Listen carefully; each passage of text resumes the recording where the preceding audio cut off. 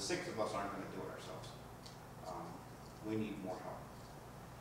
So if you can, mark down dates. If you don't have a pen or you don't mark down the dates, as I mentioned, our website, this presentation will be on the website. You can download it yourself. In fact, I think it's already on the website. So anything that I've already said, and you say, no, I'm going to go back and look at that, it's already there. So you can go out and download it and go through it again if you'd like, or if you just want to write down our email address or website address, it's there. With that, I am going to open up to questions, but before I do that, I'm going to ask my colleagues if there's anything that I misrepresented, didn't say. Certainly jump in, and then we'll open it up to an interactive question and answer session. I'll just add a couple of things there. Sure, thanks. Hi, I'm Ken Van Camp. So first of all, I'll help out my technically challenged colleague and tell you that it's a Facebook group. Okay. And there's a link on the website to join our Facebook group, join the group, and then you actually don't have to befriend us. Just do it. Okay. So we're hoping we'll be friends, but we don't have to be. The other thing you can do with the information that's on that website, including the PowerPoint presentation, is send it to a friend of yours. So this communication doesn't need to stop here. So tell your friends, tell your people that you work with, get the word out, help us to spread the word. You can give them the email address or the website address, Facebook group, help us get the word out. I was also going to just say another word about the costs here. So I think as Neil mentioned, when Firefly was built, that's a $975,000 playground. That community-built playground out in Wisconsin would have been over $1 million if it hadn't been community-built. It turned out that by their estimations, comparing what they spent to the prices that they got from contractors, they built that playground for 1/3 of what it would have cost. So that's the driving impetus for considering a community-built playground. We would love it. They spent $500,000, right? That's right. Yeah, just the material alone was $450,000. That's right.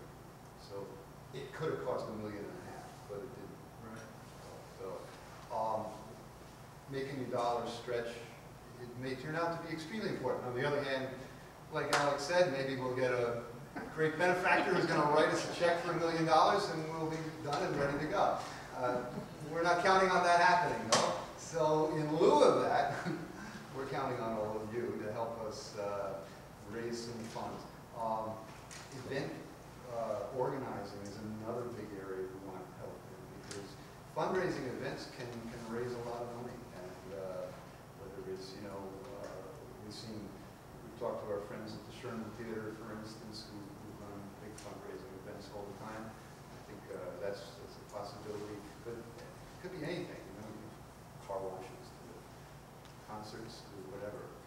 On that website, the community-built website, there's a link in there that shows you some of the events that they did, and something as simple as a lemonade stand that kids would run generated money, and that's actually on there as well. So it is, as Ken said, we need to make the dollar stretch, and we need your help.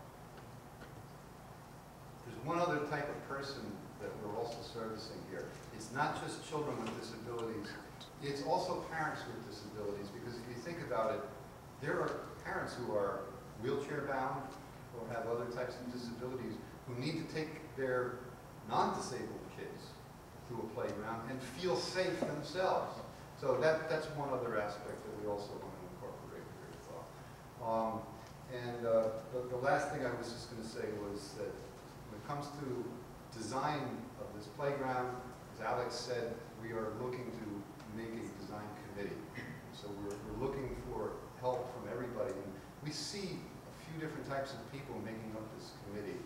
There are experts in different fields who may give us advice, whether they're in the area or not. There are professionals like engineers and landscapers and safety engineers. And then there are what I'll call advocates. We need somebody, I think, should be representing every possible disability on this committee. Whether you're representing children with autism, whether they're blind, hearing impaired, whatever. And I think that it's up to you to think of yourselves as an advocate for some particular area to make sure that we don't miss it. Because, you know, we're not perfect. We don't know everything there is to know.